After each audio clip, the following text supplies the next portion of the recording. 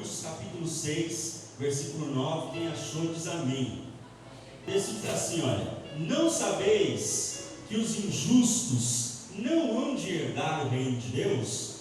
Não erreis, nem os devassos, nem os idólatras, nem os adúlteros, nem os efeminados, nem os sodomitas, nem os ladrões, nem os avarentos, nem os bêbados, nem os maldizentes, nem os roubadores herdarão o reino de Deus. Curva a sua cabeça um instante, feche seus olhos.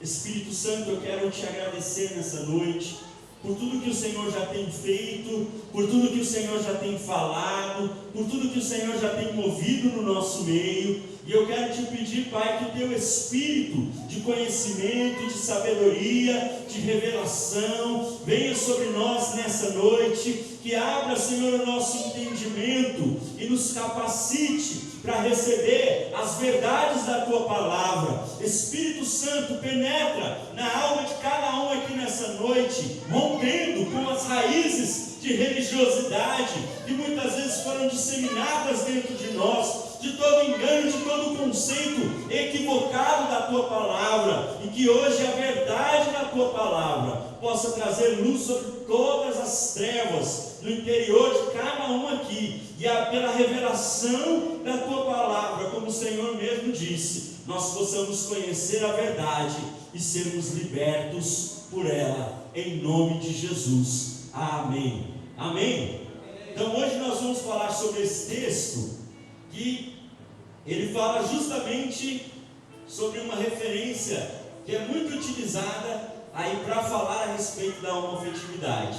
E eu quero trazer essa ministração hoje com esse tema: quem são os efeminados e os sodomitas? Esse texto que nós lemos em 1 Coríntios capítulo 6, ele é muito categórico em expressar as classes de pessoas que não entrarão no reino dos céus. Não existe vírgula, não existe meio termo. O texto ele traz um compêndio bem resumido, bem compacto, bem direto.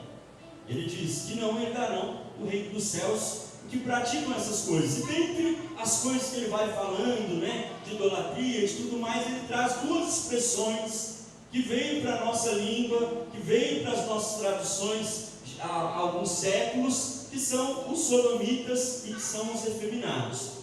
Para a gente poder entender a respeito dessas passagens, nós precisamos buscar aquilo que foi escrito no original. A gente sabe que a Bíblia ela foi escrita no grego, quando a gente fala do Novo Testamento. Então a gente precisa buscar essas palavras no original, isso no dicionário bíblico, e qualquer teólogo, isso eu não falo somente dentro da teologia inclusiva, porque eu passei 5 anos estudando a teologia inclusiva antes de sentir paz no meu coração, para que eu ingressasse nesse meio.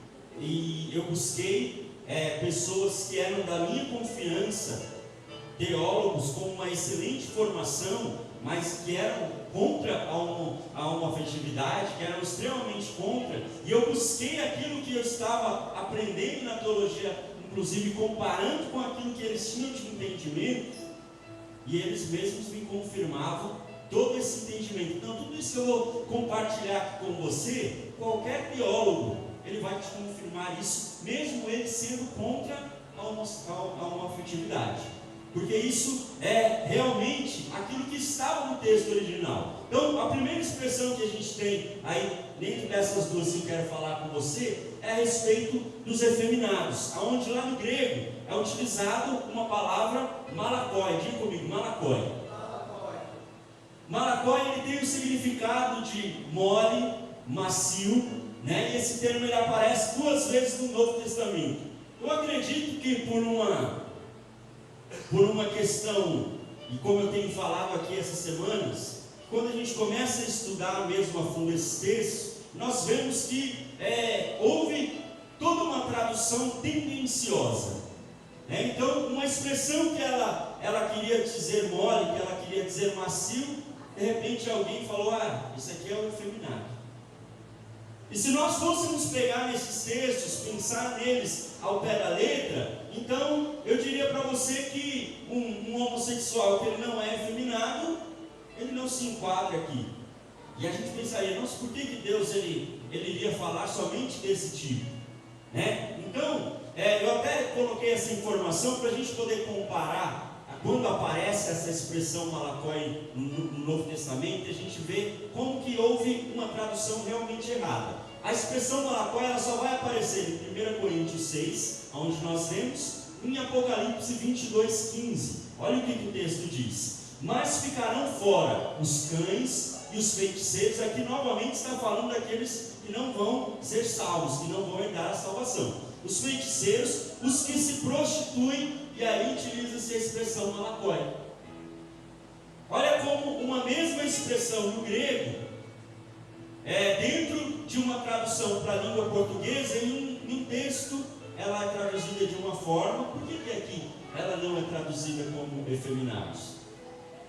E aí realmente nós começamos a ter um entendimento original do que o apóstolo Paulo estava querendo dizer quando ele diz que não herdarão o reino dos céus os malakóis. Ele estava falando daqueles que se prostituem.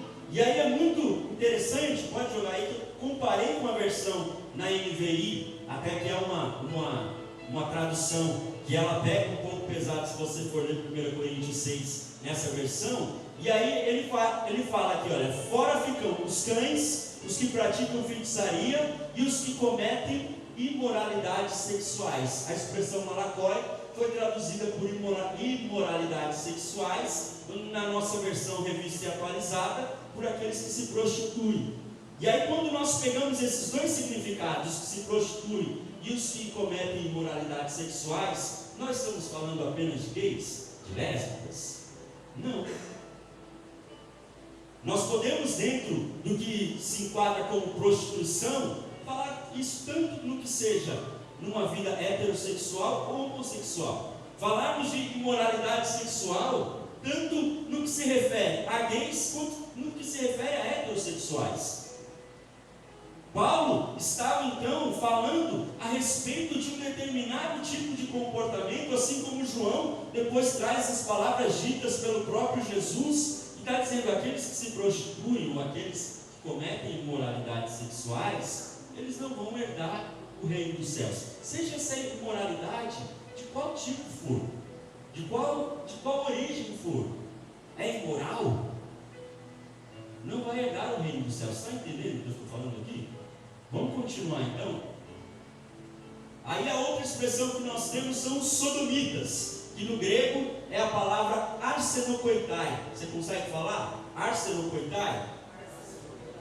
Paulo, quando ele escreveu aquele texto, e ele escreveu a respeito dos arsenokoitais, ele juntou duas expressões, que era arsen e coito, que significam respectivamente homem e cama. Ele estava tendo uma ideia. A gente volta no que estava falando dos efeminados, daqueles que se prostituem. Paulo estava vendo a depravação que havia na cidade de Corinto, porque a carta aos Coríntios ela foi escrita para dentro da realidade daquele povo, que era um povo realmente muito depravado.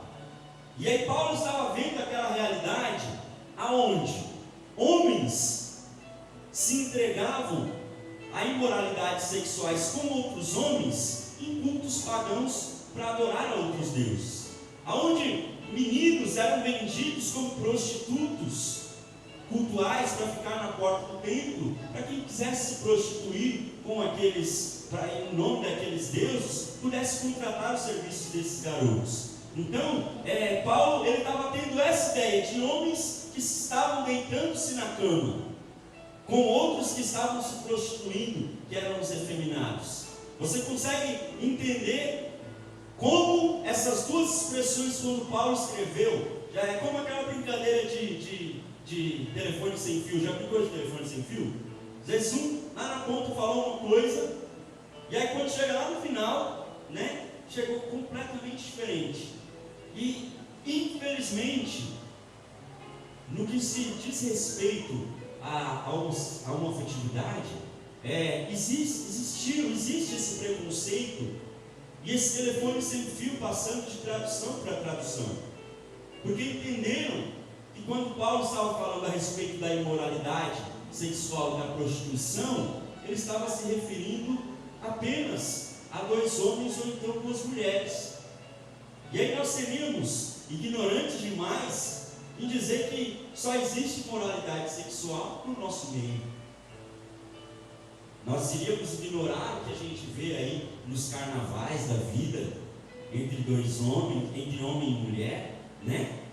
Então, o que Paulo estava falando, o conceito que a Bíblia vai trazendo a respeito dessa santidade que é necessária para aqueles que seriam salvos, isso envolve tanto o gay quanto o heterossexual.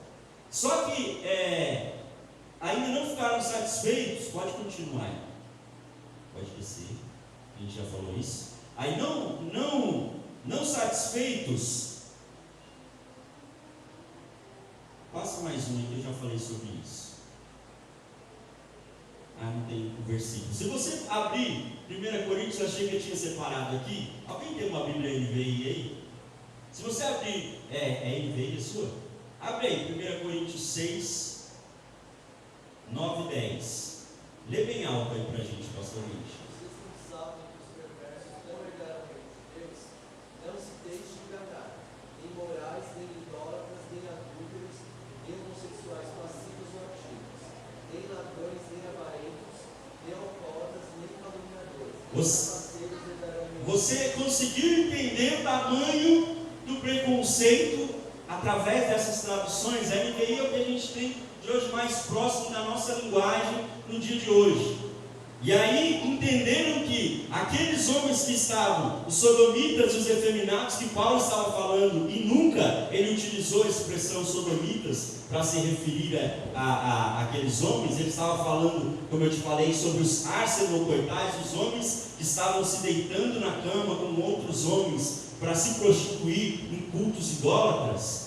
Aí de repente alguém traduz essa versão e fala: vão ficar de fora os homossexuais ativos ou passivos. A ideia do que foi traduzido agora no final é completamente diferente daquilo que Paulo estava dizendo lá quando ele escreveu aqui. E esse estudo, ele tem como esse intuito de abrir o seu entendimento. Eu sei que algumas coisas elas não são tão fáceis de entender como quando eu estou falando aqui para você. Como eu te disse, eu levei 5 anos estudando, comparando, tirando dúvidas, buscando paralelos dentro do meio convencional mesmo, para que eu tivesse certeza a respeito disso que eu estou te ensinando hoje. Porque eu sempre tive muito o receio, o medo de estar me aproveitando de alguém que estivesse deturpando a Bíblia para justificar algo que seria um pecado.